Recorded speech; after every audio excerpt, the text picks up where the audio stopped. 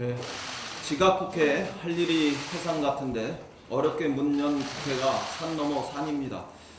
한국당과 바른미래당의 북한 어선 관련 국정조사 제출은 납득하기 어렵습니다. 해당 사항은 관련 상임이나 대정부 질의를 통해서 충분히 논의할 수 있다고 생각합니다. 완전한 국회 정상화에 걸림돌이 되지 않기를 바랍니다. 지난 84일간의 국회 공전으로 국민의 시선이 그 어느 때보다 차갑습니다. 시간이 갈수록 매서운 민심 앞에 절로 고개가 숙여집니다. 국회는 2019년 국가사회기관 신뢰도에서 2.4%로 최하위권에 머물렀습니다. 땅에 떨어진 국회의 신뢰와 국민의 분노를 어떻게 감당할지 두렵습니다. 연중무휴 상시국회를 요구하는 국민이 무려 74.7%이고 국회의원의 무노동 무임금을 찬성하는 여론 역시 80%를 넘는 수준입니다. 국회는 일하라는 국민의 명령을 받들 책임과 또 사명이 있습니다.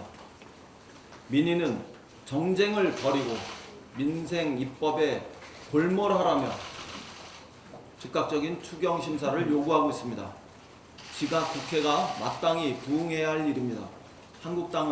자유한국당은 국민의 뜻과 함께 할 것인지 다른 정쟁의 길을 선택할 것인지 다시 돌아봐야 할 때입니다. 국회가 불쾌지수가 높은 국민의 마음을 시원하게 해드렸으면 좋겠습니다.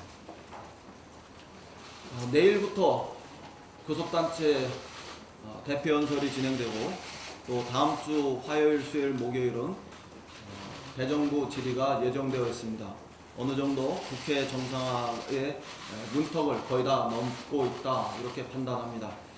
마지막 남은 6월 임시국회 회기 기간 동안 전력을 다해서 민생 입법과 또 추경 예산을 챙길 수 있는 국회의 모습을 찾을 수 있기를 기대합니다.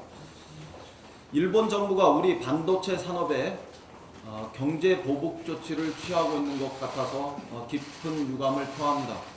어제 일본 정부는 반도체 소재 품목에 대한 우리나라 수출 중단을 발표했습니다. 우리 법원의 일본 기업에 대한 강제동원 피해자 인정에 대한 보복 조치로 보입니다. 정치적 목적으로 통상 규정을 자의적으로 휘두르는 일본 정부의 결정에 깊은 유감을 거듭 표합니다. 일본은 국제사회와의 약속을 위반했고 또 표리부동한 태도를 보여주고 있습니다.